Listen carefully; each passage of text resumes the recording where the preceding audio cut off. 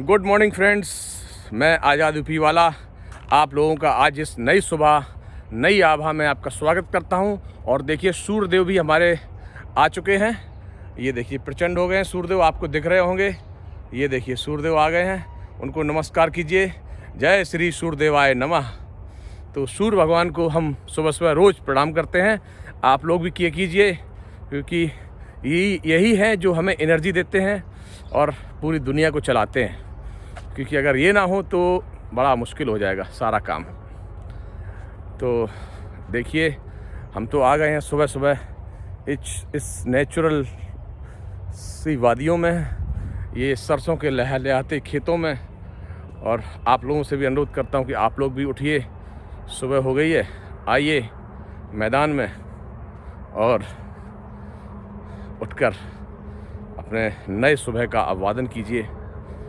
और अगर आज हम अपने टॉपिक की बात करें तो हमारा टॉपिक जो है आज तो समझ रहे हैं ना कि आज 6 दिसंबर है।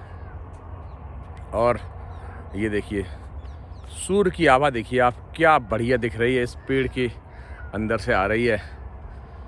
और देश में बहुत हलचल उथल पुथल मची हुई है। आज हम बात करेंगे, सबको पता होगा वैसे तो, फिर भी हम उस पे ऊपर चर्चा करना चाहेंगे। इंडिगो एयरलाइंस जो आज हाहाकार मचा हुआ हर एक एयरपोर्ट पे, क्योंकि इंडिगो एयरलाइंस जो है वो हमारे देश की सबसे ज़्यादा प्रचलित और सबसे ज़्यादा यात्रियों को ले जाने वाली बड़ी एयरलाइंस है।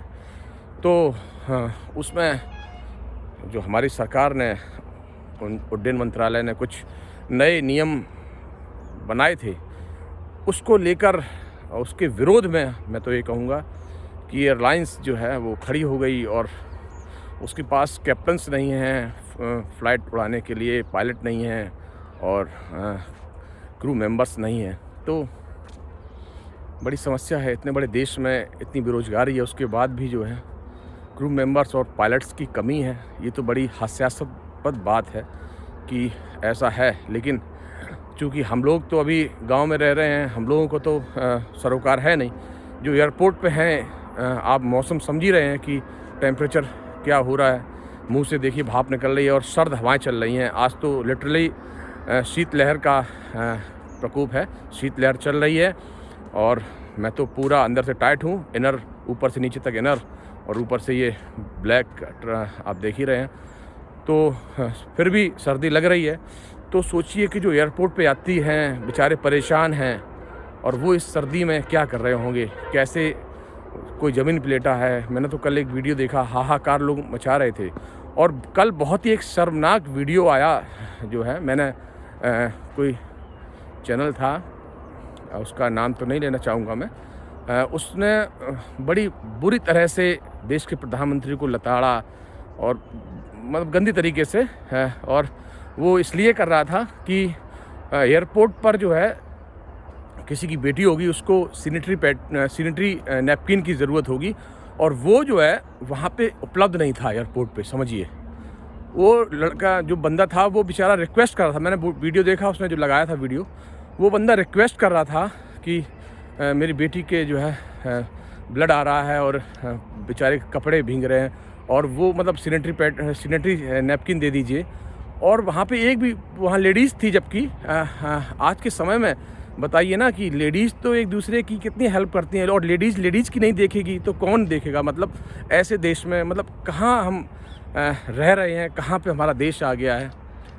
और वो उसने लिटरली मना कर दिया कि नहीं हमारे पास नहीं है। बताइए इतना बड़ा देश, और हमारे यहाँ दावा किया था कि हम 3rd इकनॉमी है विश्व की, उसकी एयरपोर्ट पर मतलब फर्स्ट एड किट नहीं, यात्रियों की लेडीज़ों के लिए व्यवस्था नहीं। मतलब क्या स्थिति, क्या हालात है। मतलब कमाल ही है कि केवल हमें चश्मा दिखाया, चश्मा लगा दिया गया कि अच्छा ही अच्छा देखो। क्योंकि जो आजकल के पेड न्यूज़ चैनल्स हैं, उन्हें हम पेड ही कहेंगे, वो न्यूज़ चैनल्स हैं, वो मतलब ये सब चीज़ें नहीं दिखाते हैं।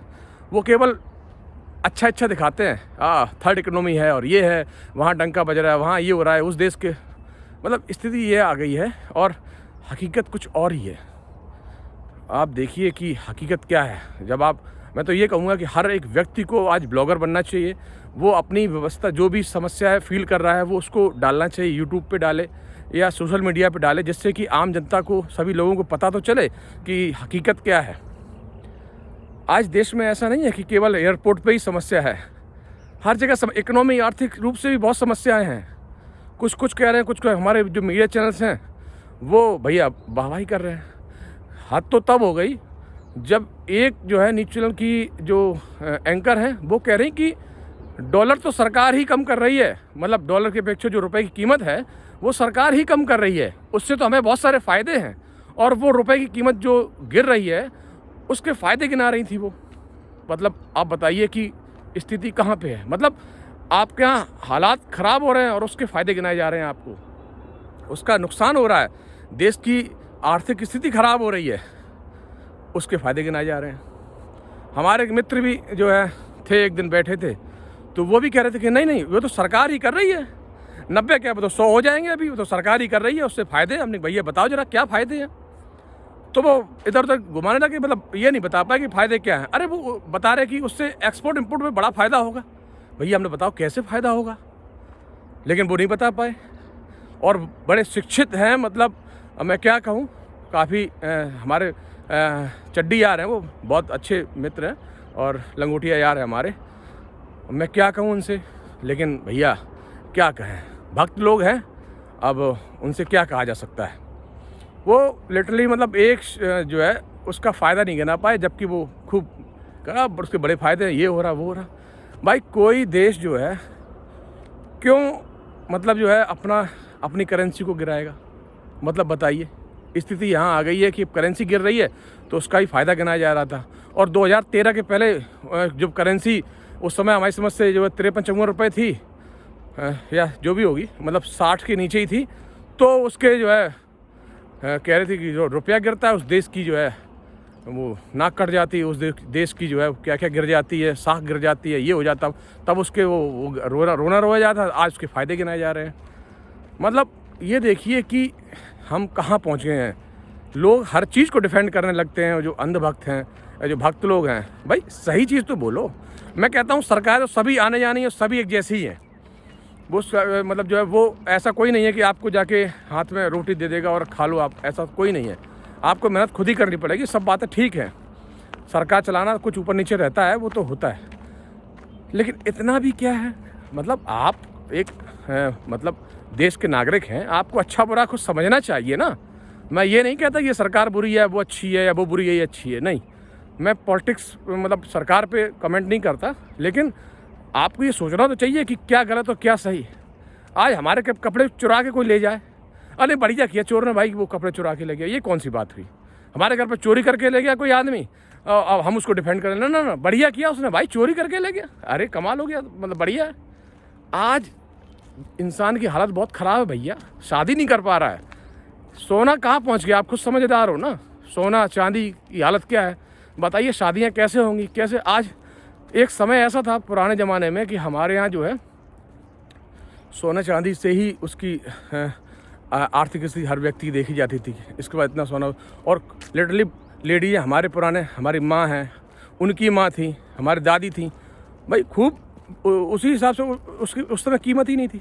आज सोना आदमी भाई अंगूठी बनवाना मुश्किल हो गया। एक अंगूठी बनवाने जाओ ना तो वो भाई 30-40 हज़ार से कम की नहीं बनती। जब बिल्कुल तार बनाओगे अब तब स्थिति ये है। आज सोने या चांदी के बारे में आप सोच नहीं सकते। तो बताइए देश कहाँ से कहाँ पहुँच गया। और हम लोग की इनकम कहाँ बढ़ी, कितनी बड़ी इनकम, ये भी बता दो कि भाई कितनी इनकम बढ़ा दी, कितनी बढ़ गई, कितने गुना इनकम बढ़ गई। एक प्रति व्यक्ति आए, पहले क्या थी आज कितनी हो गई। हर चीज़ लोन पे चल रही है, उधारी के जीवन पे हम जी रहे हैं सब लोग। और उसी माना अब बहुत पैसा है हमारे पास, अब बहुत पैसा है। होता क्या है, आपको मोबाइल लेना है, आपको लोन मिल जाएगा, मोबाइल ले आओ। अब बड़ा मोबाइल, बड़ी चीज़ें, लोन मिल रहा भैया। तो हमें लग रहा है हम बहुत पैसे वाले हो गए, बहुत ये हो रहा है। हर आदमी गाड़ी खरीद रहा है, ये खरीद। आज ये पता नहीं कि 1 लाख रुपए 50,000 रुपये लेके जाओ, आप गाड़ी लेके आ जाओ। तो ये सारी चीज़ें हैं, सोचने वाली बात है। आपको हमने बताया, आप देखो ये टॉपिक दे दिया, आप सर्च करो, कमेंट करो, शेयर करो और सब्सक्राइब भी करो भैया। सब्सक्राइब बहुत ज़रूरी है, हमें मुझसे मदद मिलती है, अच्छा लगता है हमें भाई, मोटिवेशन मिलता है रोज़ नए कमेंट, नए टॉपिक लाने पे आपसे बताने के लिए। इसलिए सब्सक्राइब करना बहुत ज़रूरी है। सब्सक्राइब करिए। बटन दी गई है। इसी के साथ आपसे विदा लेता हूँ। नमस्कार, जय हिंद, जय भारत।